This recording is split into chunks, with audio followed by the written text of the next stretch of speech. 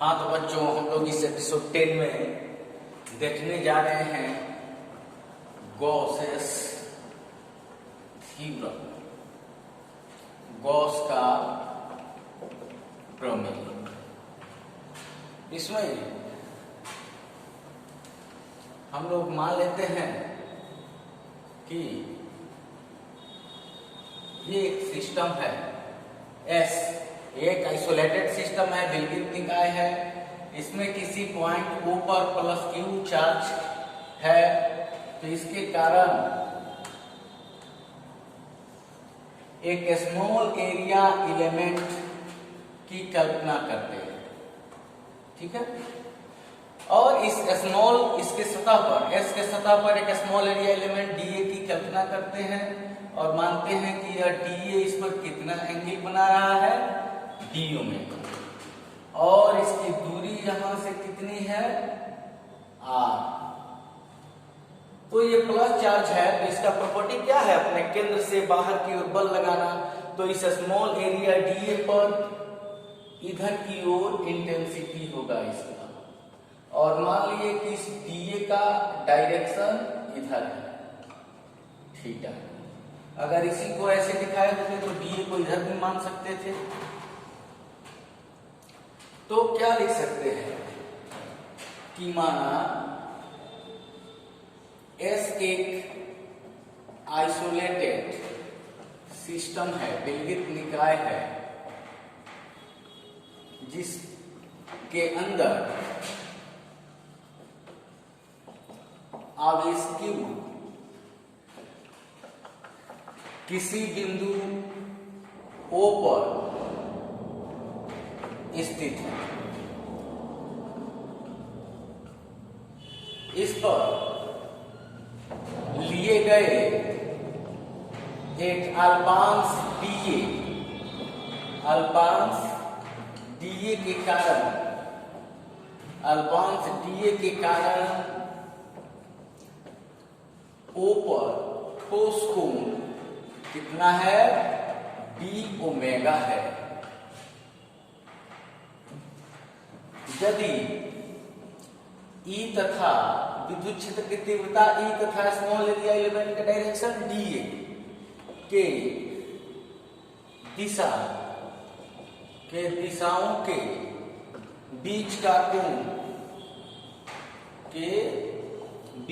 कोण थीटा हो, तो विद्युत फ्लक्स की परिभाषा से क्या पढ़े हैं, विद्युत फ्लक्स का परिभाषा d phi equal to E d A cos theta. तो d phi equal to E कितना होता है, 1/4 pi epsilon naught q by are square. ये क्यू है, इससे आर दूरी पर ये है, ठीक है, आर स्क्वायर और कॉस थीटा, ये डी ए, उसके बाद कॉस थीटा। तो इसी इक्वेशन को हम लोग ऐसे भी लिख सकते हैं कि D phi equal to Q by 4 pi epsilon naught और D A cos theta by are square.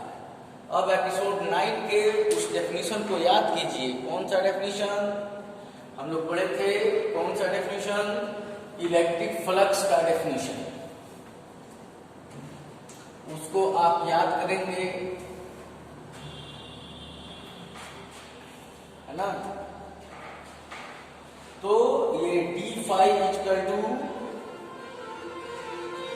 Q by 4 pi epsilon naught d omega, जहां डी फाई क्या है, डी फाई अल्पांश से गुजरने वाला फ्लक्स है। यदि कुल सिस्टम एस से गुजरने वाला कुल फ्लक्स कितना हो, हाई हो, तो दोनों ओर समाकलित करने पर, इंटीग्रेटिंग बोथ साइड्स, क्या हो जाएगा इधर डी फाई, और ये कांस्टेंट बचा, और ये हुआ डी ओमेगा। ऑलरेडी हम लोग जानते हैं कि डी एक्स का एक्स होता है integration of D X equal to X, तो phi Q by 4 pi epsilon naught omega, और ये भी हम लोग जानते हैं कि 4 पाई एप्सिलॉन नॉट और इसका 4 पाई यानी q by epsilon naught phi equal to, तो क्यू क्या है, वस्तु के अंदर स्थित परिणामी आवेश है। अगर 10 कूलम प्लस 10 कूलम माइनस है तो 0 चार्ज हुआ, तो फाई क्या होगा, किसी वस्तु के अंदर स्थित कुल आवेश एवं निर्वात के परावैद्युतांक का अनुपात उस वस्तु से गुजरने वाले विद्युत फ्लक्स के बराबर होता है। इसको हम लोग डिफाइन कर सकते हैं कैसे, तो उसके प्रमेय को कि किसी वस्तु से गुजरने वाला विद्युत फ्लक्स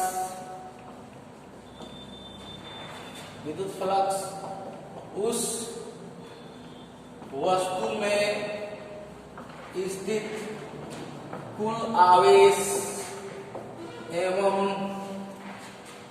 निर्वात की परावैद्युता के अनुपात के बराबर होता है।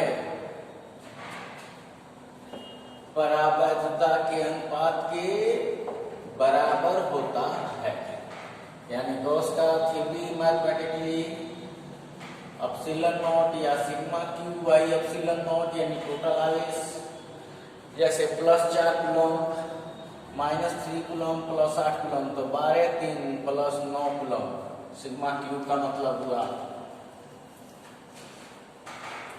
कंडीशन 2 में आप दे सकते हैं कि यदि आवेश सिस्टम से बाहर स्थित हो, क्या हो, बाहर स्थित हो,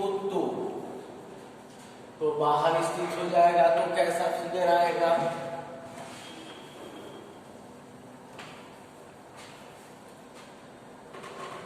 तब तो प्लस क्यू यहाँ है पॉइंट ओ पे, और एक स्मॉल एरिया बनेगा DA1 और एक स्मॉल एरिया बनेगा DA2। तो यहाँ देख रहे हैं कि जितना फ्लक्स प्रवेश कर रहा है उतना ही निकल रहा है, यानी टोटल फ्लक्स 0 है। तो इसको आपको कह सकते हैं कि जब आवेश बाहर स्थित होगा तो कुल फ्लक्स शून्य होगा। ठीक है, बस ना लिख सकते हैं फाई इक्वल टू 0। तो इस तरह से इसको शॉर्ट फॉर्म में हम लोग शो कर सकते हैं, है ना। अब इसके हम लोग आगे इसके प्रॉपर्टीज और एप्लीकेशन के बारे में पढ़ेंगे। Thank you.